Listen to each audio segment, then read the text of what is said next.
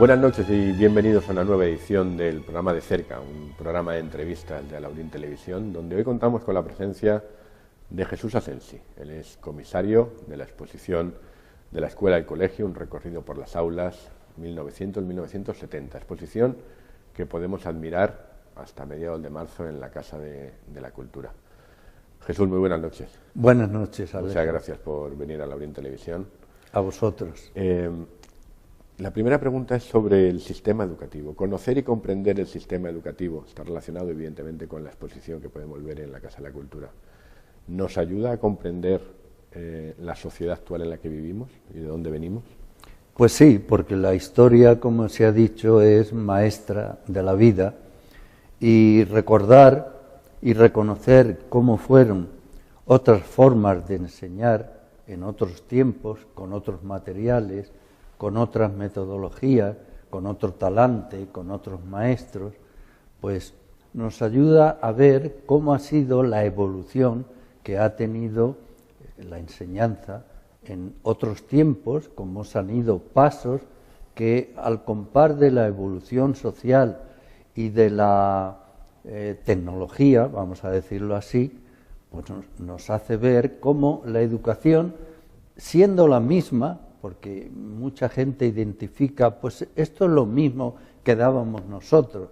Sí, en parte sí, pero hoy se puede decir que la educación tiene otra forma distinta de expresarse y de llegar a los alumnos, a la familia y a la sociedad. Técnicas de enseñar, otra forma de educación, ni mejor ni peor, ¿no?, la de ahora que la de antes. Hombre, yo creo que es mejor.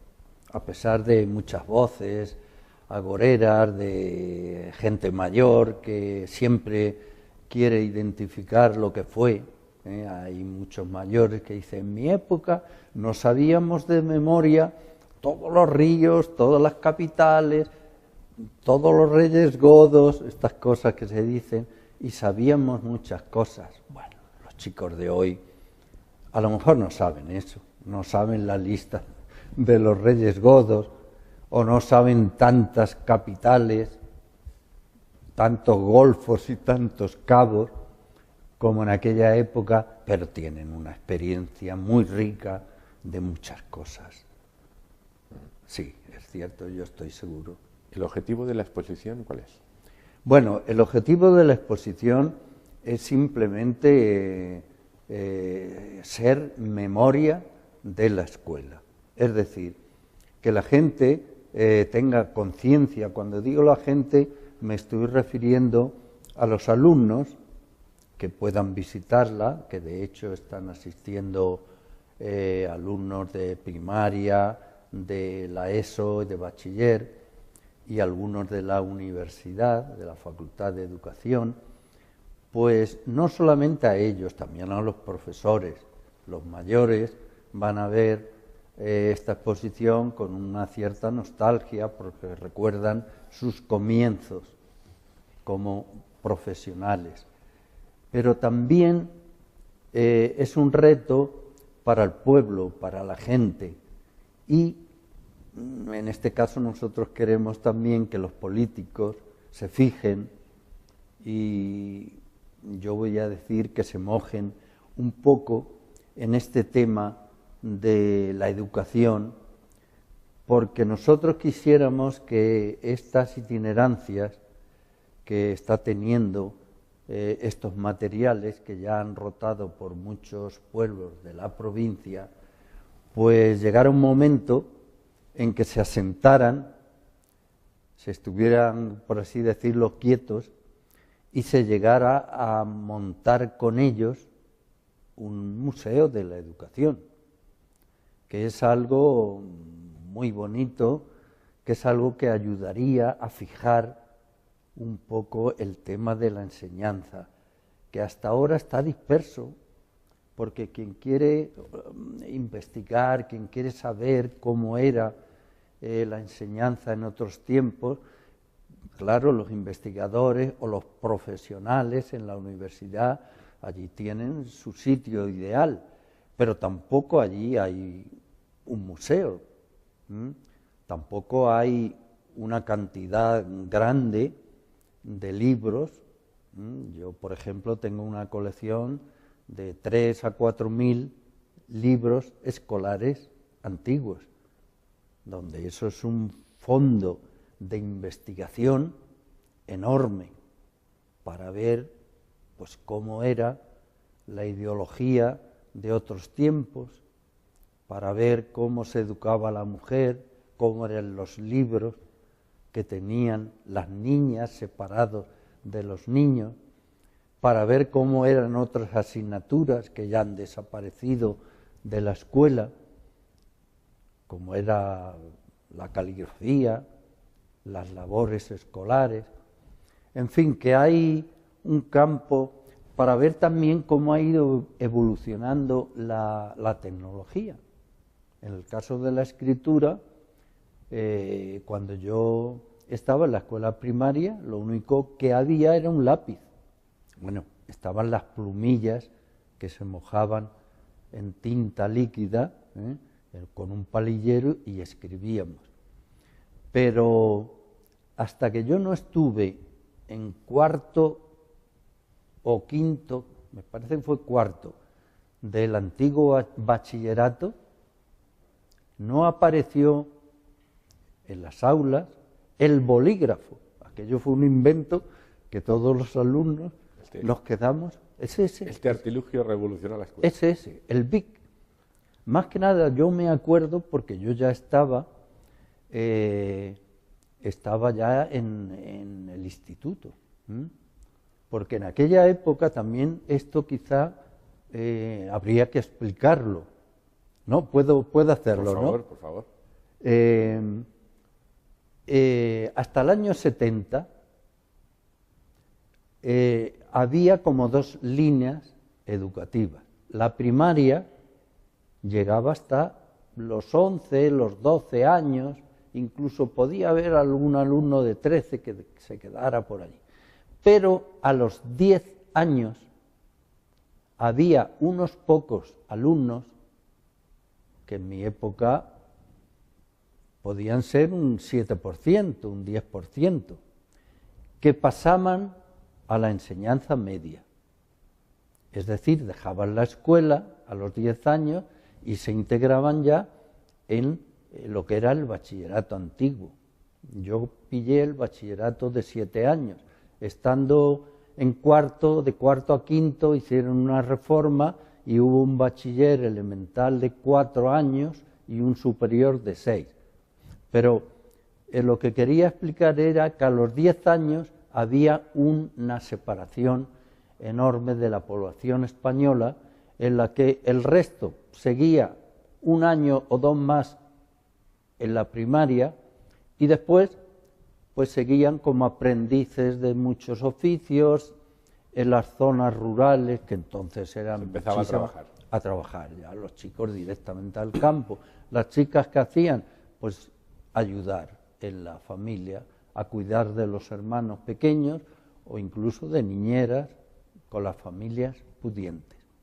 Entonces, esa dicotomía que había en la enseñanza es también una de las cosas que ha marcado mucho a la sociedad española, porque hasta los años 70 y más, todo el mundo no pudo hacer su primaria y cuando acabara la primaria empezar la secundaria. ¿Por este motivo es por el que la exposición se fija en el periodo 1900-1970?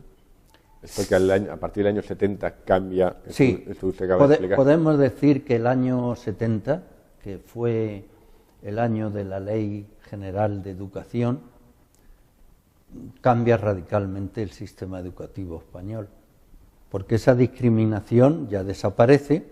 Fue el año, por ejemplo, para los de tu edad, fue el año de la EGB, estudiasteis la educación general básica, que comprendía 8 años.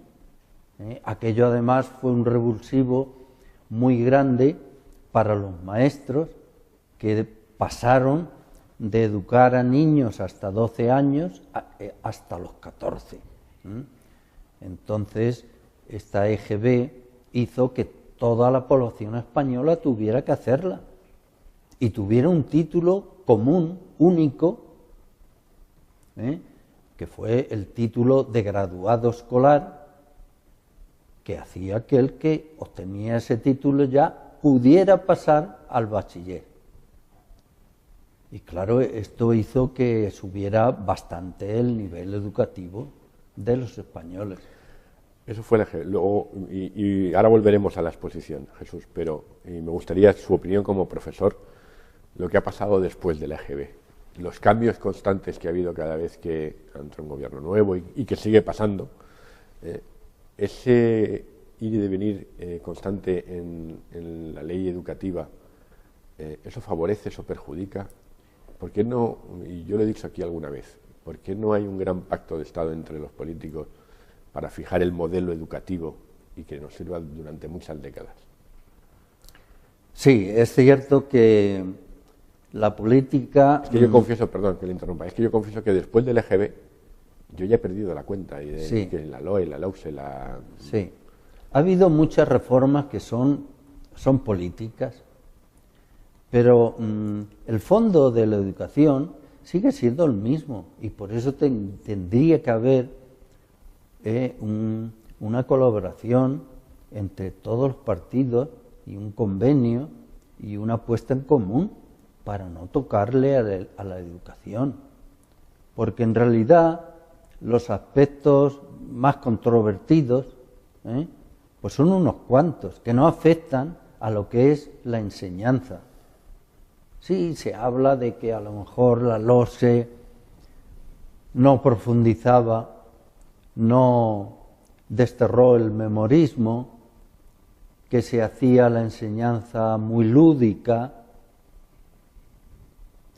En fin, había aspectos que a lo mejor se pueden reformar, y de hecho para eso están los planes de estudio, para ir perfeccionando año a año, bueno, no año a año, los planes de estudios en la teoría educativa se dice que cada 10 años es necesario reajustar el plan de estudios. ¿Por qué? Porque la sociedad evoluciona, y la sociedad es la que está obrando que la escuela se ponga a su nivel. Porque uno de los problemas de la educación es que la educación siempre ha ido a remolque de la marcha de la sociedad, de los avances de la sociedad. ¿Tendría que ir por delante? Sería lo deseable, aunque es muy difícil. Es muy difícil, pero con que estuviera de forma paralela, con eso no, yo creo que sería un avance importante. Por ejemplo, la tecnología en la sociedad de nuestros días ha aumentado y ha hecho que cambien todas las profesiones, todas las formas de actuar, de ser, han cambiado porque la tecnología no ha habido más remedio. Entonces, hoy está ocurriendo de que los alumnos pequeños, alumnos de 8 o de 10 años, conocen la tecnología mucho mejor o más que los profesores. Es que hemos dicho que el bolivic o el bolígrafo revolucionó la escuela, pero es que los niños de hoy tienen telefonía móvil, ordenadores, redes sociales, internet. Claro, claro. El desfase es mayor. Es mayor, porque la educación intenta, las políticas educativas intentan que toda esa tecnología entre en la escuela y sirva para formar y para enseñar y educar mejor a los alumnos, no para que aquello sea un entretenimiento, porque claro, en la escuela no vamos a entrar en internet a ver dibujitos o a ver... no, es un medio didáctico, si se quiere, para enseñar más y mejor. Y de hecho es así, y ya se están incorporando muchísimos colegios, ya tienen sus salas de ordenadores, tienen sus pizarras electrónicas, es decir, que la tecnología entrando. Pero cuesta trabajo, por ejemplo, que los profesores, que gran parte o que muchos de ellos se incorporen al mismo tiempo. Eso es lo que quizá cuesta más trabajo. Volviendo a la exposición de la que podemos disfrutar en la Casa de la Cultura hasta mediados de marzo, está compuesta por dos grandes colecciones. Una es la de José Antonio Mañez y sobre todo la suya, que es la que tiene más grande, la que tiene más peso. ¿Cuánto tiempo ha estado usted recopilando, recogiendo? Y ha dicho una cifra, a mí me ha dejado sorprendido, entre 3.000 y 4.000 libros tiene usted en su casa, que no es evidentemente lo que podemos ver aquí en Alaurín. ¿Cuánto tiempo y cuánta dedicación? Bueno, yo llevo casi toda mi vida. Libros he comprado mucho en Madrid, donde yo he desarrollado mi profesión. Me han donado muchos amigos, incluso colegios, porque a partir de los años 70 se produjo en los colegios una gran revolución que fue ante la irrupción de material nuevo, por ejemplo, los libros, que es uno de los materiales que yo he recogido más, en el año 70 fue cuando los libros empezaron a ser a todo color, con grandes fotografías. Bueno, esto fue una revolución porque hasta entonces estábamos acostumbrados a la enciclopedia como libro único, que era en blanco y negro, con dibujitos, a lo mejor algún grabado o fotografía muy negra que apenas tenía interés para los alumnos. Que ver con las enciclopedias actuales, claro. Claro. Entonces, los libros modernos, la gente recordará aquellas editoriales punteras que fueron Santillana y Anaya, Edelvives. Bueno, Edelvives era antigua, pero se tuvo que incorporar. Pero sobre todo Anaya y Santillana, con aquellos consultores, los libros de consulta, ya no eran libros de texto, eran libros de consulta, que formaban parte de una enciclopedia del aula. Bueno, aquello fue una gran revolución. ¿Y qué pasó? Pues que los colegios, cuando empezaron a recibir aquellos libros, los alumnos a comprarlos, pues claro, los que había en los colegios, que eran unos libros sin ningún interés ni motivación, en blanco y negro, pues empezaron a tirarlos. Y yo he recogido de colegios que se enteraron que yo coleccionaba este tipo de material, conocía a algún maestro. Mira, Jesús, vente porque es que los vamos a tirar, no sabemos qué hacer con ellos. Y he ido con mi coche y he cargado el maletero de muchos libros de estos que hoy constituyen una auténtica joya, porque en ellos se puede ver cómo se enseñaba las ciencias. Por ejemplo, las ciencias naturales, si se hace un estudio comparativo de libros de ahora con libros de los años 40 o 50, pues se ve la evolución de la ciencia. Las cosas que hoy se dicen no se decían entonces, ni mucho menos. Y si comparamos un libro de historia, pues veremos también cómo el tema ideológico, el tratamiento de la historia, como un hecho grandilocuente, imperial, pues en la dictadura franquista, en el nacionalcatolicismo que impregnaba aquellos libros, o las lecturas, eran unas lecturas de tipo histórico, muy especiales, claro. ¿Eran los libros de historia donde había una mayor carga ideológica? Sí, sí, sí. Bueno, dejando aparte la religión, que era religión, aunque había una implicación muy grande, claro, eso era el nacionalcatolicismo, era una implicación del Estado con la Iglesia, estaban fundidos, por así decirlo. Pero, claro, el pozo ideológico que tenían los libros de historia era bastante grande. ¿La asignatura que más cambios ha sufrido, viéndola tal y como está ahora, es la religión? Sí, la religión, en cuanto a su contenido y a su didáctica, pues sí, mira, en aquellos tiempos, yo era maestro, ya en los años 60 era maestro, y la religión que se daba, pues rezábamos el rosario los sábados por la mañana, que todavía no había vacación. Explicábamos el Evangelio a los niños. Teníamos un libro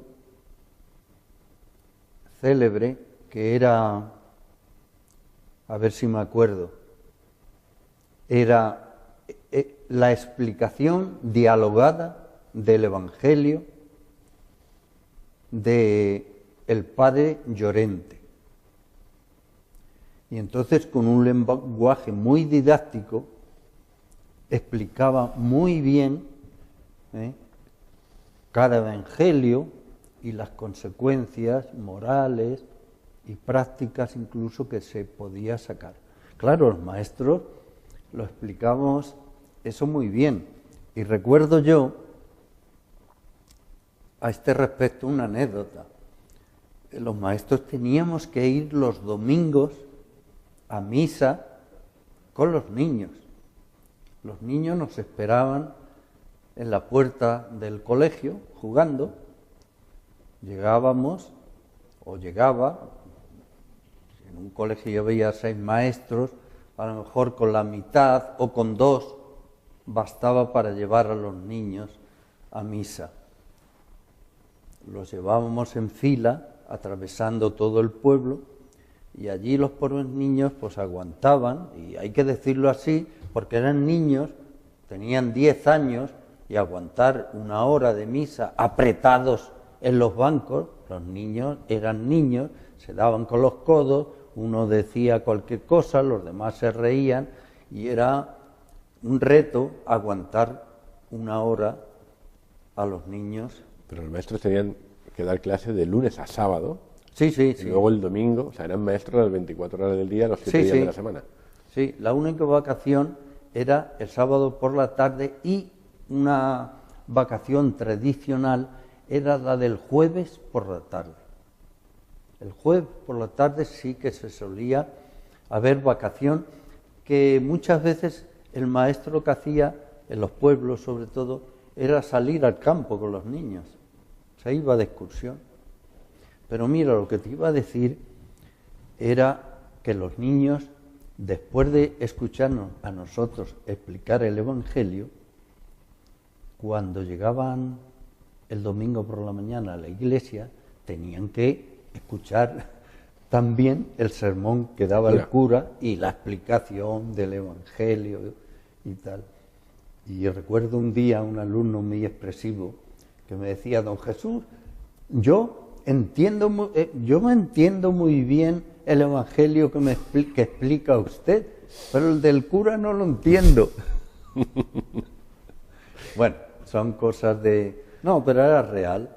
Hombre, los maestros éramos maestros, y la verdad es que le quitábamos a los curas de entonces y a la iglesia no solamente el Evangelio, preparábamos a la primera comunión. La catequesis también. Claro, la catequesis se daba en la escuela. Éramos catequistas, maestros catequistas. Lo mismo que éramos, atención, éramos maestros catequistas y maestros instructores del Frente de Juventudes. Porque antes, al acabar la carrera del magisterio, teníamos que hacer un campamento obligatorio de 1 mes, que yo concretamente lo hice en Marbella, vamos a ver si me acuerdo, el campamento Vigil de Quiñones. Alguien mayor de estos lugares a lo mejor se acuerda. Campamento Vigil de Quiñones, que ahora era una zona de Marbella que estaba cubierta de pinos, un poco alta, que ahora lo que hay son chalés. Cuando en Marbella había pinos, ¿no? Claro, ahora hay chalés. Yo alguna vez que volví quería ver aquel y no reconocí, aquel lugar no lo reconocí. Era entonces una explanada, pinos. Entonces, termino ya, nos formaban políticamente para ser, por así decirlo, ejecutores de la doctrina del movimiento nacional. Y en la escuela teníamos que impartir una formación del espíritu nacional, con un cuestionario de conmemoraciones y de lecciones sobre lo que era el campamento, lo que era la doctrina social del movimiento. Esa figura del maestro, para lo bueno y para lo malo, se ha perdido. Sí, claro. El maestro ya adoctrinador, porque hay que decirlo así, aunque a alguien no le guste, ya no existe. Ya el maestro ni políticamente tiene que adoctrinar en nada, y la religión tampoco, hay profesores que la dan. Por tanto, el maestro es un profesional independiente, objetivo, que se dedica a enseñar, a instruir y a educar, claro. ¿Socialmente estaba bien reconocido el maestro? No. Antiguamente, bueno, vamos a ver, socialmente, económicamente, muy mal. El sueldo del maestro era mísero, cobraba muy poco. Yo recuerdo en mi época de comienzo de ser maestro que, por ejemplo, por poner un profesional similar, que como eran los empleados del banco, bueno, en aquella época un empleado del banco era un capitán general, miraba a un maestro por encima. Yo en el año 59, 60, tenía un sueldo de 1.200 pesetas, que son 9 euros mensuales. Y recuerdo yo que entonces un empleado del banco, el más elemental, ganaba 3 veces más que un maestro. Sí, ganaba, recuerdo yo que ganaban 4 y 5 mil pesetas ya. Jesús, ¿y el papel de la familia de entonces y la familia de ahora ha cambiado mucho, ha evolucionado mucho? Ha cambiado mucho, ha cambiado mucho. La familia antigua tenía un gran respeto por la escuela y por la figura del maestro. Lo consideraba una persona que sabía mucho. En los pueblos, el maestro no solamente era el que enseñaba a sus niños, sino el que resolvía múltiples problemas. Escribía cartas, se dirigía a instituciones que tenían que ver con el pueblo, era, juez de paz, yo conocía maestros que eran practicantes, que lo hacían todo en el pueblo. Entonces, era muy respetado. Y en el pueblo, esa economía mínima que tenía el maestro, pues hombre, le hacían muchos regalos. En un pueblo siempre se tenía más al alcance los bienes, y podía vivir mejor, pero en los pueblos muy grandes y en las capitales, los maestros lo pasaban mal. Es verdad. Y en cuanto a las familias y su relación con ellos, pues claro, antiguamente, si un maestro se preocupaba, vamos a decirlo así, de los alumnos, de un niño, y le regañaban o incluso le daban un azote, si el niño llegaba a la casa, a la familia, los padres les decían, el maestro me ha regañado, me ha pegado. pues los padres le decían, pues algo habrás hecho mal. E incluso ellos le podían ese castigo aumentarlo. Ahora va el padre y le devuelve la Ahora es lo contrario. Ahora la familia ahora no permite que los hijos tengan el mínimo conflicto en la escuela. Como un maestro llame a un padre para hablar con él, porque la marcha escolar del hijo no es muy buena, eso le sienta muy mal al padre, se molesta. Pues algo mal harán en este colegio, pues el maestro no es bueno, y se le regaña.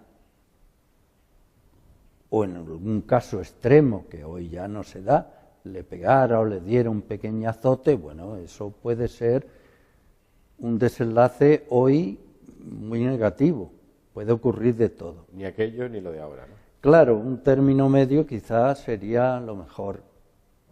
Los padres no deberían nunca quitarle la autoridad al maestro, aunque en algún caso haya algún maestro que no lo haga del todo bien o se pase.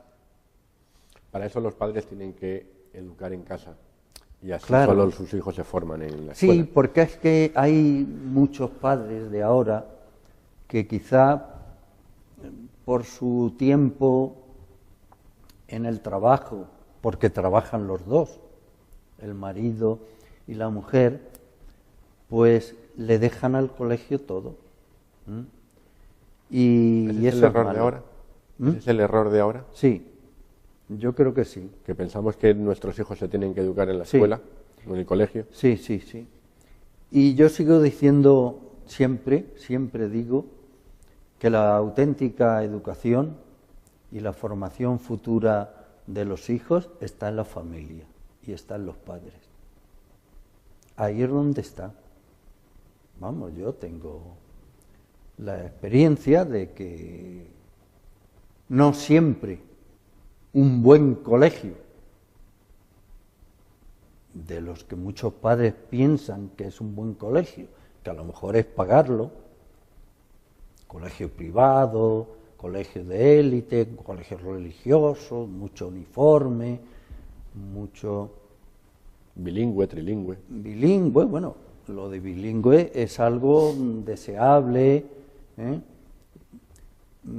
pero muchos piensan que pagando pueden educar a sus hijos, desentendiéndose ellos bastante. Y no es así. Con ese mensaje, Jesús, porque se nos va el tiempo, me voy a quedar. Que hay que educar a los hijos en la familia y formarlos, y que se formen en el instituto y en la escuela. Pero antes de nada, si los alumnos de los años 60, 70 se pasaran por los criterios del informe PISA actual, ¿sacarían mejores o peores resultados que los de ahora? No, posiblemente peores, porque no se está midiendo lo mismo. Y además lo del informe PISA yo lo pongo también entre comillas. Yo lo pongo entre comillas. Yo pienso que en general los alumnos de ahora están preparados bien. Mira, el problema de hoy no es la escuela. La escuela de hoy es mucho mejor que la escuela de hace 10 años, de hace 15, de hace 20. La escuela de hoy es una buena escuela. Lo que falla hoy, en gran medida, es la sociedad. Ya hemos hablado de la familia. Puede haber fallos, los hay en la familia y los hay en la sociedad. Ese es el gran fallo de hoy. Entonces, muchos de las dificultades, de las disfunciones que tienen los chavales de hoy, sobre todo en la edad polémica de la adolescencia, que es ya la ESO, esos años de segundo, tercero y cuarto de la ESO, comienzo del bachiller, todo lo que está ocurriendo ahí son problemas sociales. Y esos problemas sociales se empiezan a educar, se empiezan a arreglar cuidando la educación. Hombre, la educación puede hacer mucho, pero no todo. No todo. Esos fines de semana que empiezan a tener ya nuestros adolescentes, que son estudiantes de tercero o cuarto, que desde el viernes, sábado y domingo tienen un tipo de experiencias total que la escuela ni las va a dar, ni las va a quitar, ni las va a reformar. Son al margen de la escuela y al margen de la familia también, porque también hay familias y padres que no se enteran. Entonces, muchos de los problemas que se piensan que son escolares, no, son problemas sociales. Don Jesús Asensi, ha sido un placer tenerle en Alaurín Televisión, hablando de educación, hablando de esta exposición, que yo recomiendo a todos los alaurinos y a la gente de la comarca del Guadalhorce, un recorrido por las aulas, y muchas gracias por traerla a Alaurín el Grande. Ha sido un placer. A ti, Alejo, encantado de estar con vosotros. Gracias. Yo les espero la próxima semana en este programa en De Cerca con nuevos invitados. Y no se pierdan ustedes, se lo recomiendo, esta exposición, un recorrido por las aulas 1900-1970, que pueden disfrutar ustedes en la Casa de la Cultura de Alaurín el Grande hasta mediados de marzo. Hasta la semana que viene.